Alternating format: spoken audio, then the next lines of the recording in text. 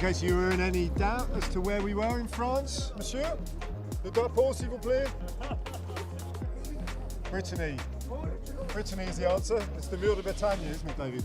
It is. Yeah, we've seen some battles up here. That one was a bit different today, wasn't it? Yeah, it was very different. I think also the peloton's getting slightly used to it. What is it, the fourth time they've done it? Fifth. Fifth time. 2011, I'm going to stat nerd you out now. Okay. 2011, Yeah. Cadel Evans. Yeah. When he was with us, we didn't realise he'd done that. Yeah. He was quite offended by that, but he did win. He beat Alberto Contador. 2015, Alexis Villamos. 2018, Crosswind Stan.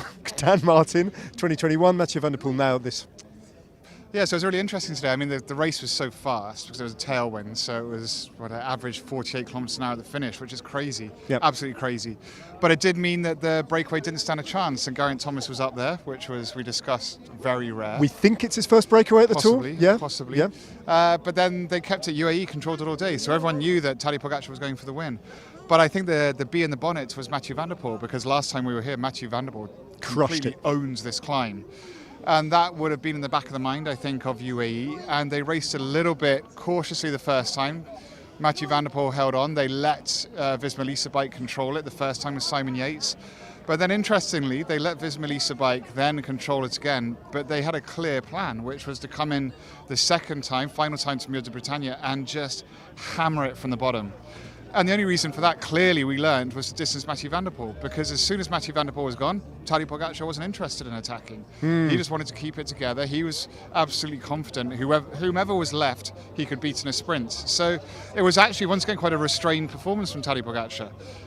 I think everybody was expecting him to just explode out and do a Tadej Pogačar romp, but he knew he wanted to win it, and he'd do it the simplest way he could, which was the sprint. Hat tip to the two guys who finished on his wheel. Well, actually, in Oscar Onley's case, just off the wheel. But Vingegaard both can take heart from that, but also scratch his head and go, poof. But he knows he can't beat Tadej Pogačar normally in a sprint. No, I mean, he's only done it once, and that was exceptional circumstances. Sure. At last year's Tour de France, when it appeared that it was a depletion on Tadej Pogačar's part. But yeah, for Jonas Vingegaard, it's encouraging because he's literally the only rider who can go with him. And then the race that Oscar Onley led behind, it was like a normal bike race. So Oscar Onley effectively won the normal bike race. And Tadej Pogačar and Jonas Vingegaard was so far ahead. But yeah, domination. Let's have a look at the slightly reworked general classification now. No really major changes in the general classification, unless, of course, you count the fact that Mathieu van der Poel drops away, but I think we were all going to be expecting that. Ben Healy, though, the other absentee from the top 10. Yeah, he was involved in a crash about 6 kilometres ago on Yeah. the descent. Nasty high crash. speed, really nice. I mean, he got away with it. Yep. It was a very nasty crash in front of him. We're yet to hear how the two Bahrain riders are who stayed on the ground. But I think Jack Haig's on his way to hospital. I'll tell you that much. Yeah. Yep. So it was a bit of an escape for Ben Healy, so it was a positive in that respect, but a negative because the way he then charged towards the line, I think he was hoping to hold his position on GC. So disappointing, mixed emotions for Ben Healy today. Yeah. Well, as you can see, these guys, you got every right to be. These guys, I mean, the fans, the Tour de France spectators, the public have been on the Mur de Bretagne in vast numbers today from very early on. Not just French fans, though, not just Breton fans. There have been a number of Brits on the climb as well.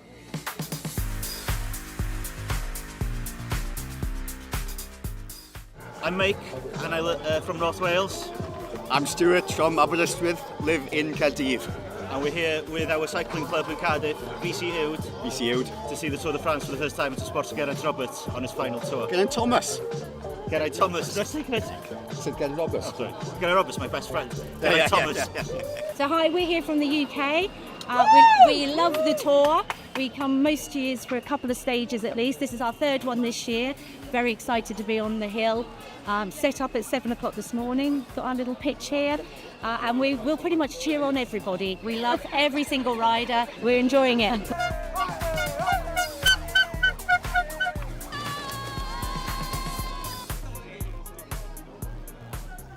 Well, Bedlam out on the Mur de Bretagne, and frankly, here in the technical zone at the finish line, it's pretty much Bedlam as well, isn't it? French television are just still. You can see Thomas Vauclair is there, and so is Laurent Jalabert, all the stars of French television. Huge crowd there, and slightly less interest in our little crew there. That's Jacopo and Gary and Alex being widely ignored by the French public and putting the highlights show to bed. it's a job, isn't it? They've got their own audience, it's fine. I'm not worried about them. They've got their own audience. As have we, and our own audience have been asking questions of us.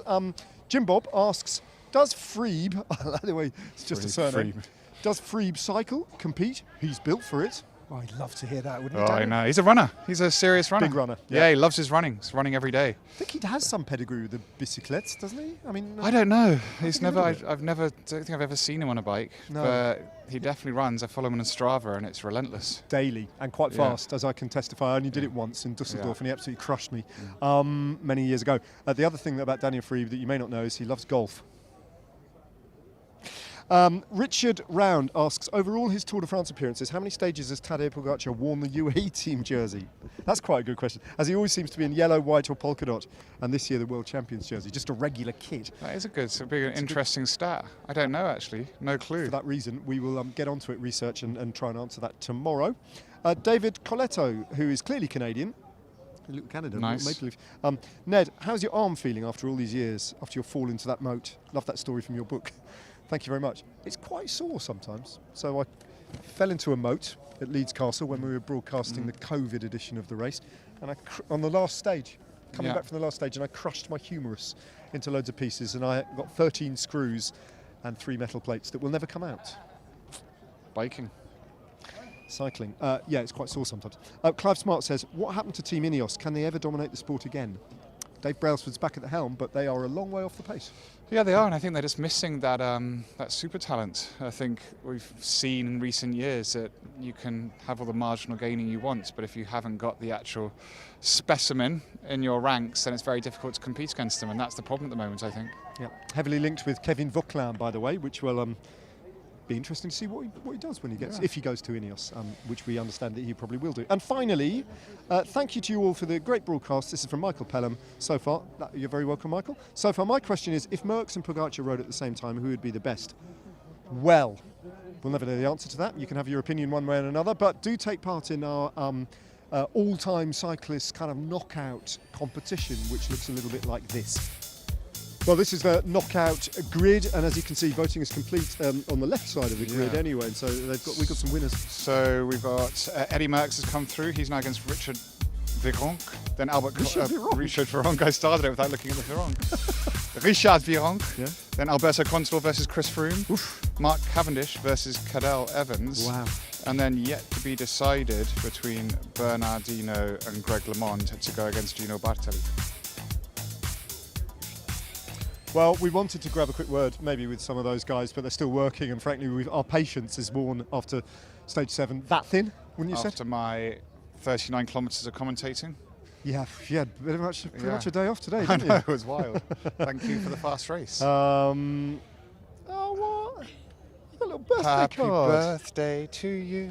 Happy birthday to you. Happy birthday, dear Ned. Happy birthday. I forgot again. It's your birthday today. Yeah, you had no idea, did you? Oh my God. That's broken news for David Miller. Every year at the Tour de France. He's all hearts. He just cares so much that he Happy always forgets birthday, about Ned. Thank you, Fiona. That's really kind. Look at that. Look, some real love's gone into that. Oh my God, 23 years of being on the Tour de France and celebrating a birthday here. I love the fact every year I forget. Every year you forget. Oh, literally God. every year. Jesus. Look over there, by the way. That man in the suit, just having a chat there. You can see the back of his head.